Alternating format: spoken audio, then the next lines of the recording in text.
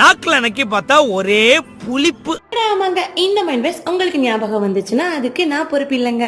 என்னோட ஹபி என்கிட்ட வந்து நீ வந்ததுக்கு அப்புறம் தான் என்னோட லைஃபே கலர்ஃபுல்லா மாறுச்சுன்னு சொன்னதும், இப்படிப்பட்ட நல்ல உள்ளத்துக்கு கலர்ஃபுல்லா ஏதாவது செஞ்சு கொடுக்கலாம்னு சொல்லிட்டு தாங்க இந்த ஹரியாலி சிக்கன் பண்ண போறேன். வாங்க எப்படி செய்யறதுன்னு பார்க்கலாம்.